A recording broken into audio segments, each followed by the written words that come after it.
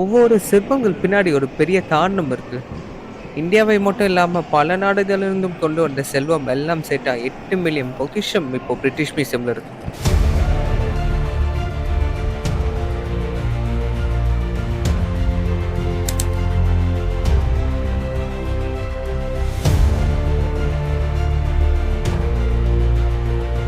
Hi எல்லாருக்கும் வணக்கம்.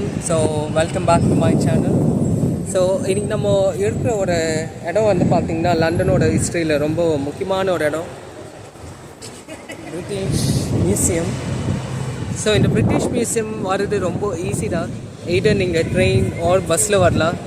Maximum அந்த டிஎஃப்எல் ஆப்னு ஒன்று இருக்கும். நீங்கள் லண்டன் வரீங்கன்னா அதை டவுன்லோட் பண்ணிவிட்டு அதை வச்சு நீங்கள் யூஸ் பண்ணி பாருங்கள். இங்கே வந்து பார்த்திங்கன்னா இந்த மியூசியம்க்கு என்ட்ரி ஆறுது வந்து பார்த்திங்கன்னா ஃப்ரீ அட்மிஷன். ஆனாலும் வந்து பார்த்திங்கன்னா ஃப்ரீ கைண்ட் ஆஃப் டிக்கெட்ஸ் வந்து இருக்குது. ஸோ ஃப்ரீ அட்மிஷன் வந்து பேக் கேட் எடுக்கணும், இந்த ஃப்ரண்ட் கேட் கிடையாது. சப்போஸ் வந்து நீங்கள் மற்ற 2 டிக்கெட்டில் வரீங்கன்னா ஒன்று மெம்பர்ஷிப்பாக இருக்கணும், அப்படி மெம்பராக இல்லைனா டைம் டிக்கெட் அப்படின்னு ஒன்று இருக்குது. ஸோ நம்ம இன்றைக்கி வந்து அந்த டைம் டிக்கெட்டில் தான் என்டர் ஆகிக்கும். ஸோ அந்த டைம் டிக்கெட் வேறு ஒன்றுமே இல்லை, உங்களுக்கு வந்து இந்த டைமிங்குள்ளே ஒரு ஸ்லாட் போட்டு தந்துடுவாங்க. ஸோ பார்த்திங்கன்னா உங்களுக்கு தெரியும், ஒரு சின்ன க்ரௌட் ஒன்று இருக்குது. ஆனால் ஃப்ரீ அட்மிஷனில் ஒரு பெரிய க்ரௌடே இருக்குது. ஸோ இந்த க்ரௌட் ரொம்ப ஈஸியாக தான் மூவ் ஆகிடும், அவ்வளோ கஷ்டம் ஒன்றுமே இல்லை. ஒரே ஒரு செக்யூரிட்டி செக்இன் இருக்கும், அதுக்குள்ளே அந்த செக்இன் முடிச்சிட்டிங்கன்னா நீங்கள் வந்துடலாம். இந்த மியூசியம்க்கான ஒரு ஹிஸ்ட்ரி ரொம்ப பெரிய ஹிஸ்ட்ரி. நம்ம வந்து நிறைய விஷயங்களை வந்து எதிர்பார்த்துக்க மாட்டோம். ஸோ அது மாதிரியான ஒரு விஷயங்கள்லாம் இங்கே இருக்க போகுது. ஸோ வாங்க பிரிட்டிஷ் மியூசியம்குள்ளே போகலாம். லண்டன் யுனைடெட் கிங்டம்ல இருக்கிற one of the top museum தான் the British Museum. The British Museum கண்டுபிடிச்ச வருஷம் 1753. த பிரிட்டிஷ் மியூசியம் கண்டுபிடிச்சதுக்கான பெரிய காரணம் சர் அண்ட் ஸ்லோனோட கலெக்ஷன்ஸ் சேர்த்து வைக்க. ஸ்லோனோட கலெக்ஷன்ல என்ன இருந்ததுன்னு பார்த்தீங்கன்னா ஓலைச்சுவடிகள், இயற்கை வரலாறு பொருட்கள், அப்புறம் இன்னும் சில பழைய பொருட்கள். இதெல்லாம் அவரு செத்ததுக்கு அப்புறம் நாட்டுக்காரர் கொடுத்தாரு. இந்த மியூசியம் தான் உலகத்திலேயே முதல் தேசிய பொது மியூசியம். இந்த மியூசியம்குள்ள அனுமதி எப்பவுமே ஃப்ரீ தான். வேர்ல்ட் வார் 2 அப்போ நிறைய பொருட்கள் சேஃப் கீப்பிங்காக நகர்த்தப்பட்டது. அந்த டைம் ஒரு பெரிய பாம் டேமேஜை இந்த மியூசியம் தாக்குப்பிடித்தது. வேர்ல்ட் வார் 2 அதிக எஃபர்ட்ஸ் இந்த மியூசியமோட ரீஸ்டோரேஷனுக்கும் ஃபர்தர் டெவலப்மெண்ட்க்கும் ஃபோக்கஸ்டோட போடப்பட்டது. 21ஆம் நூற்றாண்டில் த பிரிட்டிஷ் மியூசியம் டிஜிட்டல் டெக்னாலஜியில் டெவலப்மெண்ட் பண்ணாங்க. நிறைய ஆன்லைன் டேட்டா பேசிஸும் வர்ச்சுவல் எக்ஸிபிஷனும் கொண்டு வந்தாங்க. இந்த பிரிட்டிஷ் மியூசியம் அதோட பயணத்தில் நிறைய தடைகள் ஃபேஸ் பண்ணிச்சு. அது நம்முடைய தடைகள்னா இந்த மியூசியம்ல இருக்கிற பொருட்கள் அதோட சொந்த நாட்டுக்கு திருப்பி அனுப்புற மாதிரி நிறைய ப்ரெஷர் வந்தது. குறிப்பா 2 உதாரணம் சொல்லணும்னா, தி எரிஜின் மார்பிள்ஸ் கிரீஸ் நாட்டுக்கு சொந்தமான ஒரு பொருள், அவங்க நாட்டுக்கு திருப்பி அனுப்ப சொல்லி கேட்டாங்க. இன்னும் வரைக்கும் இவ்வளவு தடைகள் இந்த பிரிட்டிஷ் மியூசியம்க்கு வந்துட்டு தான் இருக்கு. ஆனாலும் ஸ்டில் பிரிட்டிஷ் மியூசியம் வேர்ல்ட்லயே ஒன் ஆஃப் த டாப் மியூசியமா கொடி கட்டி பழகுது.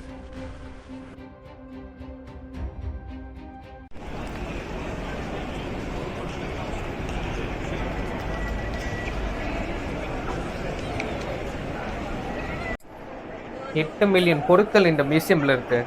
இது சாதாரணமாக பார்த்து முடிக்கிறதுக்கு ஒரு மாதமே ஆயிடுமா.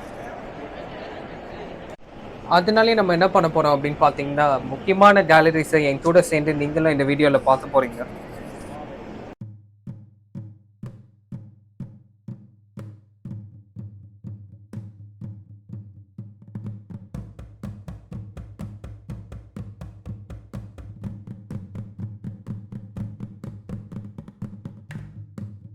ரூம் 25ல் இருக்கிற ஆஃப்ரிக்கன் கேலரியில் இப்போ நம்ம இங்கே இருக்கோம். இந்த ஆஃப்ரிக்கன் கேலரியில் ஆஃப்ரிக்கன் ஆர்ட், அப்புறம் அவங்க கல்ச்சர் சம்மந்தப்பட்ட பொருட்கள் பெரிய கலெக்ஷனில் இருக்குது. அது போக நிறைய ஏன்ஷியன்ட் சிலைகள், அவங்க வேர் பண்ண ஆடைகள், அப்புறம் இந்த ஆஃப்ரிக்கன் கான்டினென்ட்டில் வாழ்ந்த பணக்காரங்கள் அண்ட் அவங்களோட நிறைய வகை பாரம்பரியம் சம்மந்தப்பட்ட மாடர்ன் ஆர்ட் ஒர்க்ஸ், இது எல்லாமே இங்கே இருக்குது. மொஹாய்னு சொல்லப்படும் கிட்டத்தட்ட ஒரு 90 மானுமெண்டல் சிலைகள் தென்கிழக்கு பசிபிக் கடலில் உள்ள ஈஸ்டர்ன் ஐலண்டுக்கு சொந்தமாகும். இந்த சிலைகளை உருவாக்குன மக்கள் பேர் தான் ரப்பானுவார். இந்த மக்கள் 1700 CE கிட்ட ஈஸ்டர்ன் ஐலாண்டில் வசிக்கப்பட்டாங்கன்னு நம்பப்படுது. இந்த மொஹா என சொல்லப்படும் சிலைகள் எரிமலை கற்களால் செதுக்கப்பட்டது.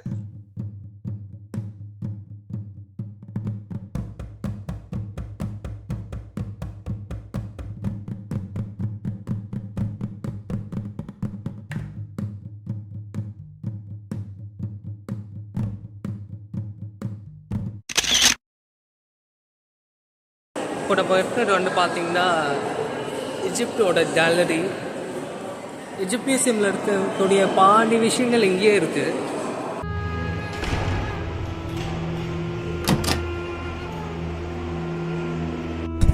நம்ம இப்போ ரூம் 4ல் இருக்கோம். நீங்கள் இப்போ பார்க்குற எஜிப்சியன் சிலைகள் பிரிட்டிஷ் மியூசியம் நிறைய வழியில் வாங்கிட்டாங்க. 19th சென்ச்சுரியில் எஜிப்ட் ஒட்டமன் எம்பையரோட ஒரு பகுதியாக இருந்தது. யூரோப்பியன் பவர்ஸ் பிரிட்டன் உட்பட முக்கிய செல்வாக்கு மற்றும் அந்த இடத்துக்கான அனுமதியும் இருந்தது. இந்த காலம் யூரோப்பியன் ஆய்வாளர்கள் மற்றும் நிறைய ஆர்கியாலஜிக்கல் எக்ஸ்கவேஷன் மூலமாக தோண்டி எடுக்கப்பட்ட பொருட்களும் சிலைகளும் பிரிட்டிஷ் மியூசியம் உட்பட மற்ற யூரோப்பியன் மியூசியம்க்கும் டிஸ்ட்ரிபியூஷன் நடந்துச்சு. கலெக்டர்ஸ், தனிப்பட்ட ஆட்கள் அப்புறம் மற்ற மியூசியமில் நடைபெறும் மெகா ஆக்ஷன்ஸில் பிரிட்டிஷ் மியூசியம் எஜிப்சியன் சிலைகளில் வாங்கிட்டாங்க. பிரிட்டிஷ் கொலோனியல் மற்றும் இம்பீரியல் ஆட்சி பண்ண காலத்தில் பொருட்கள் சில சமயம் ஒப்பந்தங்கள் மற்றும் ராஜதந்திர ஏற்பாடுகளாலும் பெறப்பட்டது. ஒரு சில எஜிப்சியன் சிலைகள் பரிசாகவும் மற்றும் தானமாகவும் பெறப்பட்டது. சில சந்தர்ப்பங்களில் மோதல்கள் நடக்கும்போது பொருட்கள் கொள்ளையும் அடிக்கப்பட்டது. எனக்கு பர்சனலாக இந்த ரூம் நம்பர் 4 வந்து திருப்பி ஒரு மம்மி ரிட்டர்ன்ஸ் மூவி பார்த்த மாதிரி இருந்துச்சு. ஸோ நீங்கள் பிரிட்டிஷ் மியூசியம் வரீங்கன்னா இந்த ரூம் நம்பர் 4 வந்து தயவு செஞ்சு மிஸ் பண்ணாதீங்க. நீங்கள் பார்க்குற இந்த பொருள் உலகத்திலே ஒரு முக்கியமான பொருள், தி ரொசெட்டா ஸ்டோன். இந்த பொருள் பிரிட்டிஷ் மியூசியம்க்கு செல்ற பயணம் எப்போ தொடர்ந்துச்சுன்னா நெப்போலியனோட ஃப்ரெண்ட் சோல்ஜர்ஸ் இந்த ரொசெட்டா பார்த்துக்கல எஜிப்டில் 1799 கண்டுபிடிக்கும் போது. நெப்போலியன் போர்கள் சமயத்தில் இந்த பிரிட்டிஷ் ஃப்ரெஞ்சை எஜிப்டில் 1801 போட்டு ஃபிட் பண்ணாங்க. அண்ட் சரணடைகிற விடுமுறையோட ஒரு பகுதியாக அவங்க இந்த ஸ்டோனை கைப்பற்றாங்க. இது இங்கிலாந்து HMS எஜிப்சியன் கப்பல் மூலமாக அனுப்பப்படுது. அண்ட் 1802 வந்து பார்த்தீங்கன்னா போர்ட்ஸ்மவுத்துக்கு வந்து சேருது. இந்த ஸ்டோன் அப்புறம் தான் பிரிட்டிஷ் மியூசியம்க்கு வழங்கப்பட்டது. அதை தான் நீங்கள் இப்போ பார்த்துட்டு இருக்கீங்க. இந்த ஸ்டோனில் 3 ரைட்டிங் சிஸ்டம், அதாவது 3 மொழிகளில் நீங்கள் பார்க்கலாம். எஜிப்சியன் ஹைரோகிலிப்ஸை கிரீக் மொழியை வச்சு பொறிந்து கொள்ள ஒரு முக்கியமான கதாபாத்திரமாக வந்து பார்த்தீங்கன்னா இந்த ரொசெட்டா ஸ்டோன் தான் இப்போ இருக்கு.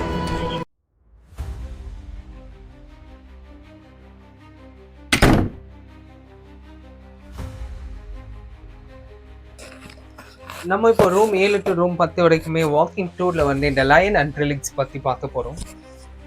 இந்த line and relief 7th century BC சேர்ந்தது. முதலில் நினுவா இனிய தேடி ஈராக்கில் இருந்த ராஜா அஷ்ரபானிபாலோட பாலஸோட ஒரு பகுதியாக இருந்தது. சிங்கத்தை வேட்டையாடுற ஒரு அரச செயல்பாடாக இருந்தது. சிங்கங்களை வர பிரச்சனைகள்லேருந்து ராஜா அவரோட மக்களை காப்பாற்ற பயன்படுத்தின அவருடைய சக்தி மற்றும் திறனை இந்த ரிலீஃப்ஸ் அடையாளப்படுத்துது. இந்த ரிலீஃப்ஸ் வகை வகையான வேட்டையாடுற கட்டங்களை காட்டுது. சிங்கங்களை கூண்டிலிருந்து வெளியே விடுறது உட்பட அதை துரத்தி கொல்ற வரைக்குமே எல்லாமே நம்ம இங்க பார்க்கலாம்.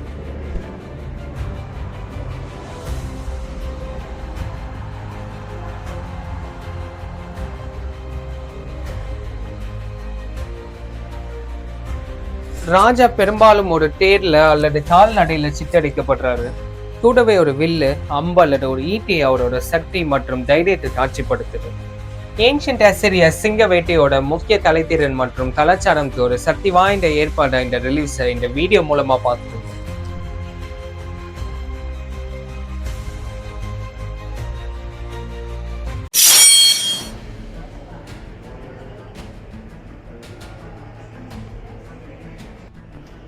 உங்களுக்கு இன்னொரு விஷயம் தெரியுமா? இந்த மியூசியம் ரூம் 22ல இருக்கிற மோஸ்ட் ஆஃப் தி ஆப்ஜெக்ட் சொந்தக்காரர் அலெக்சாண்டர் தி கிரேட். இவரை தெரியாதவங்க இருக்கவே முடியாது. இந்த உலகத்துக்கு முக்கியமான ஒருத்தர். நிறைய ரூமர்ஸ் அவருடைய சமாதி பற்றி சுற்றி இருந்தாலும் உண்மை என்னன்னா இன்னி வரைக்குமே அவருடைய கல்லறை எங்கே இருக்குன்னு ஒரு மிஸ்ட்ரியா தான் இருக்கு.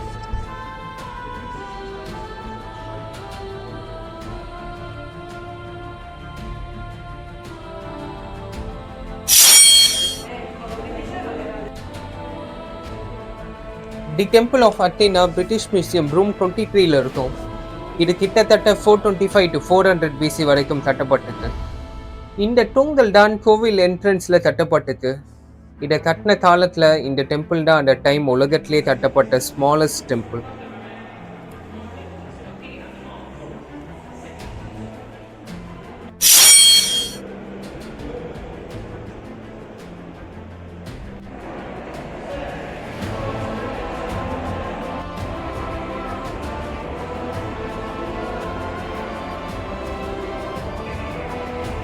தி Elgin Marbles, the Parthenon and the Acropolis of ஏத்தன்ஸோட மற்ற ஸ்ட்ரக்சர்ஸ் எல்லாமே ஒட்டமான் கிரீஸ் கிட்டேருந்து பிரிட்டனுக்கு கப்பலில் ஏற்றி அமைச்சிட்டாங்க. அண்ட் இப்போ இது இந்த லண்டனில் இருக்கிற இந்த பிரிட்டிஷ் மியூசியமில் நீங்கள் பார்க்கலாம். Majority of the sculptures 5th century BC சேர்ந்தது. சைடில் இருக்கக்கூடிய இந்த எல்கின் மார்பிள்ஸை தான் கிரீஸ் ரிட்டர்ன் பண்ண சொல்லி கேட்டுட்டு இருக்காங்க. ஆனால் பிரிட்டிஷ் மியூசியம் இதை ரிட்டர்ன் பண்ணுறதுக்கு ரெடியாகவே இல்லை.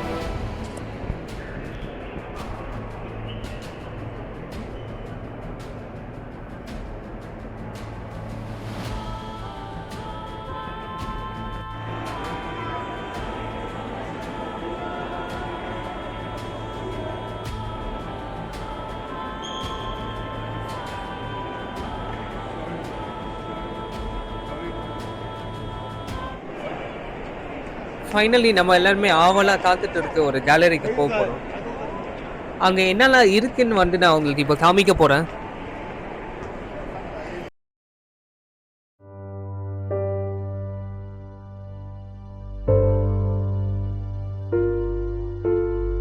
பிரிட்டிஷ் மியூசியம் ரூம் 33ல இருக்கிற பிரபலமான சோழர்களுடைய நட்ராஜர் சிலையை இப்போ பார்க்க போகிறோம். அது இல்லாமல் நிறைய இந்து கடவுள் சிலைகளும் பார்க்க போகிறோம். இந்த கேலரியில் இருக்கிற வைபன் எனர்ஜி வேற மாதிரி. நீங்களும் இந்த வீடியோ மூலமாக இதை பாருங்கள். பிரிட்டிஷ் மியூசியம் வரீங்க, நான் ரூம் 33 வெயிட் பண்ணி பார்த்துட்டு போங்க.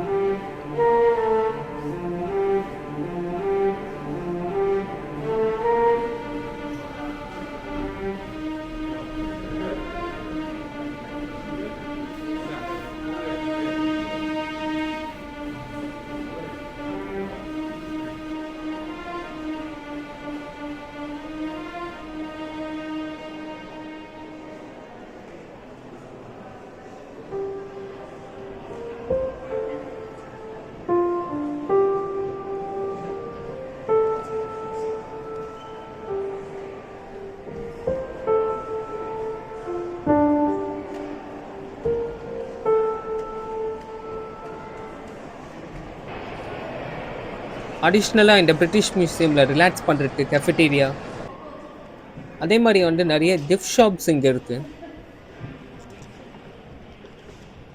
பிரிட்டிஷ் மியூசியம் மேலே இருக்க என்னோட பர்சனல் ஒப்பீனியனை சொல்லணுன்னா, நம்ம பார்த்த வேலை எல்லாம் வருமா